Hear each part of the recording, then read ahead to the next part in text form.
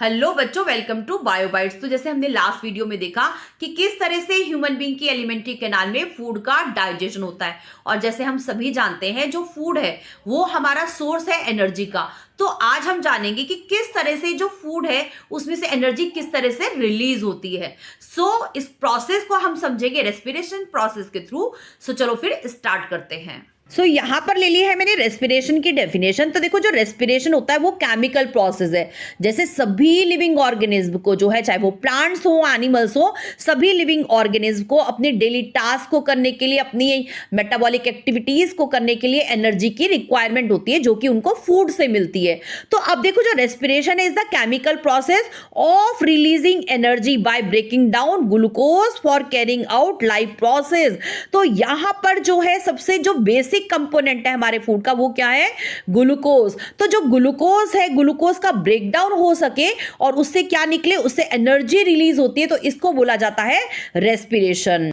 जो रेस्पिरेशन का प्रोसेस होता है ये सिंगल स्टेप प्रोसेस नहीं होता। तो इस रेस्पिरेशन वाले प्रोसेस में जो ग्लूकोज है, जिसमें 6 कार्बन मॉलिक्यूल प्रेजेंट है, वो जो है ब्रेक डाउन होता है 6 कार्बन मॉलिक्यूल का साइटोप्लाज्म में, और ये ब्रेक डाउन करने के बाद जो है 3 कार्बन मॉलिक्यूल में जो है वो ब्रेक हो जाता है, और इस मॉलिक्यूल को बोला जाता है पाइरुवेट। ये सारी की सारी जो प्रोसेसिंग हो रही है ये होती है आपके साइटोप्लाज्म में, यानी सेल के जो साइटोप्लाज्म है वहां पर जो है ग्लूकोज जो है वो उसका ब्रेकडाउन हो गया किसमें? पाइरुवेट में, और इस प्रोसेस को बोलते हैं हम ग्लाइकोलिसिस। इसमें एनर्जी भी लिबरेट होती है। ग्लाइकोलिसिस का प्रोसेस हो जाएगा साइटोप्लाज्म में। बहुत बार ये क्वेश्चन आ चुका है। अब बात करूं, अगर मैं पाइरुवेट का आगे फिर दोबारा से ब्रेकडाउन होगा, क्योंकि ये 3 कार्बन मॉलिक्यूल है।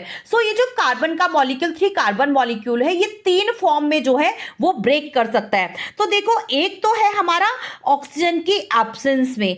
अगर कोई ऑर्गेनिज्म ऑक्सीजन की एब्सेंस में जो है पाइरुवेट ब्रेक करता है, ऐसी कंडीशन में वो इथेनॉल और कार्बन डाइऑक्साइड में कन्वर्ट हो जाएगा। यानी जो आपका पाइरुवेट है, जो 3 कार्बन मॉलिक्यूल है, वो किस में ब्रेक हो जाएगा? इथेनॉल में, और साथ में कार्बन डाइऑक्साइड, और साथ में देखो एनर्जी का ही तो खेल है सारा का सारा, क्योंकि रेस्पिरेशन का प्रोसेस का मतलब ही एनर्जी को लिबरेट करना है। तो यहां पर साथ में निकलने वाली है एनर्जी। अब बात करो पाइरुवेट की, ये तो हुआ कि ऑक्सीजन की एब्सेंस में हुआ, लेकिन कई बार क्या होता है कि कुछ ऑर्गेनिज्म जैसे कि काम करते हुए क्या होता है कि आपकी बॉडी के अंदर ऑक्सीजन की डेफिशिएंसी है। देखो, एब्सेंस नहीं है ऑक्सीजन, ऑक्सीजन की डेफिशिएंसी यानी ऑक्सीजन की कमी है। ऐसी कंडीशन में जो आपकी बेसिकली ये होता आपकी स्केलेटल मसल्स में है। तो जो मसल सेल्स होती है, तो कई बार ऑक्सीजन की डेफिशिएंसी होने पर जो ये पाइरुवेट है ये लैक्टिक एसिड में कन्वर्ट हो जाता है, और साथ में जो है एनर्जी लिबरेट होती है। जैसे अभी हमने देखा, जो देखो पाइरुवेट है, यानी जो ग्लाइकोलिसिस का प्रोसेस जिसमें पाइरुवेट जो है बना है, 3 कार्बन मॉलिक्यूल बना है, ये सबके लिए सेम है।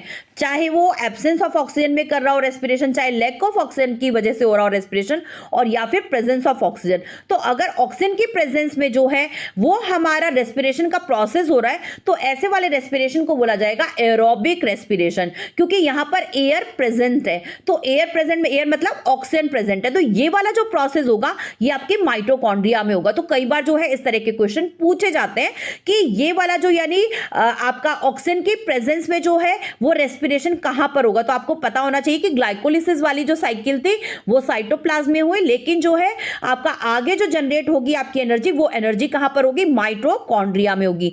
ठीक है, ये भी कहां पे प्रेजेंट होता है? माइटोकॉन्ड्रिया सेल के साइटोप्लाज्म में प्रेजेंट होता है। तो यहां पर ऑक्सीजन को यूज करके जो ये पाइरुवेट है ये कन्वर्ट हो जाता है कार्बन डाइऑक्साइड, वाटर, और साथ में एनर्जी भी इसमें लिबरेट होती है। इसके साथ में मैं आपको एक और दूसरी इक्वेशन भी दे रही हूं, जिसमें आपको एटीपी के फॉर्म में, क्योंकि जो हमारी एनर्जी लिबरेट होती है वो एटीपी के फॉर्म में होती है, जिसका नाम होता है एडिनोसिन ट्राइफॉस्फेट। तो यहां पर आप इस इक्वेशन को भी नोट कर सकते हो, जो कि बहुत बहुत इंपॉर्टेंट है। तो यहां पर देखिए,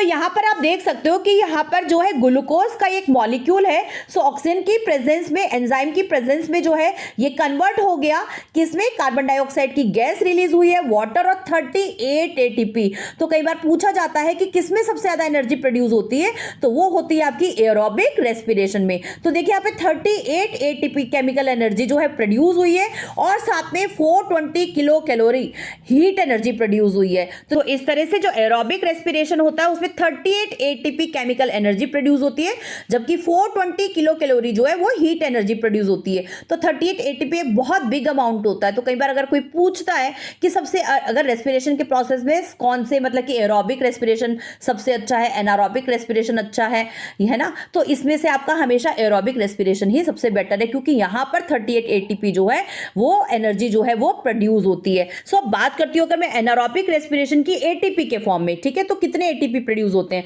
तो जैसे मैंने अभी बताया कि जो एनारोबिक जो है रेस्पिरेशन जो होता है आपका एनारोबिक रेस्पिरेशन, सो ये आपकी स्केलेटल मसल्स में है, आपकी जो है मसल्स में प्रॉपर ऑक्सीजन की सप्लाई नहीं हो रही है, तो ये मतलब कि बेसिकली एनिमल स्केलेटल मसल्स के लिए। तो यहां पर जो ग्लूकोज है एंजाइम की प्रेजेंस में लैक्टिक एसिड में कन्वर्ट होता है और साथ में जो है 2 एटीपी बन रहे हैं। अब देखो ऊपर से कंपेयर करोगे तो ऊपर वाले में यानी जो एरोबिक रेस्पिरेशन था वहां पे 38 एटीपी बन रहे हैं, जबकि यहां पर सिर्फ कितने, जो एनारोबिक रेस्पिरेशन है एनिमल्स की बात कर रही हूं, तो यहां पे सिर्फ और सिर्फ 2 एटीपी बन रहे हैं और साथ में हीट एनर्जी प्रोड्यूस हो रही है। तो इसमें जो है क्रैम्प्स भी आ जाते हैं, क्योंकि यहां पर जो है लैक्टिक एसिड प्रोड्यूस हुआ है यहां पर, ठीक है ना, कार्बन डाइऑक्साइड प्रोड्यूस नहीं हुई है, क्योंकि यहां पर लैक्टिक एसिड प्रोड्यूस हुआ है एनारोबिक रेस्पिरेशन में इन एनिमल्स में, जो कि स्केलेटल मसल्स में होता है। तो आपकी मसल्स में कई बार क्या हो जाते हैं, क्रैम्प्स आ जाते हैं, और ये बहुत ही कैसा प्रोसेस है, बहुत ही स्लो प्रोसेस, साथ में जो एनर्जी है वो भी बहुत ही कम अमाउंट में प्रोड्यूस होती है।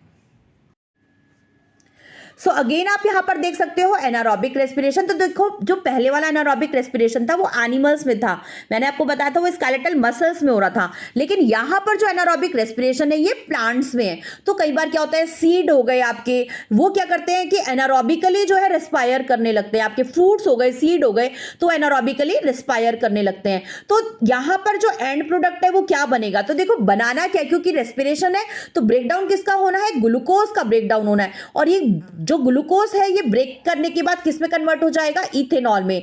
इसका फॉर्मूला क्या है, C2H5OH। तो देखो 2 मॉलिक्यूल्स यहां पर इथेनॉल के जनरेट हुए, साथ में 2 मॉलिक्यूल्स कार्बन डाइऑक्साइड बनी, और साथ में 2 ATP यानी एडिनोसिन ट्राइफॉस्फेट के भी 2 ही मॉलिक्यूल आए। तो देखिए यहां पर भी कितने लेस अमाउंट में एनर्जी प्रोड्यूस हुई है। और ये वाला जो रेस्पिरेशन है ये एनारोबिक रेस्पिरेशन है। सो बेसिकली जो है ये रेस्पिरेशन होता है हमारे कुछ बैक्टीरिया और यीस्ट में। तो कई बार आपसे एग्जांपल पूछा जाता है कि एनारोबिक रेस्पिरेशन इन प्लांट्स के बारे में बताओ, तो यहां पर जो इसका एंड प्रोडक्ट है देखो तो वो क्या है, यहां पे इथेनॉल है।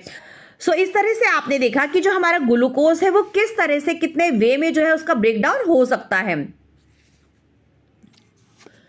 फिश जो कि एक एक्वेटिक ऑर्गेनिज्म है, ये पानी में रहता है, तो इसके पास जो रेस्पिरेटरी ऑर्गन होता है वो होता है गिल्स।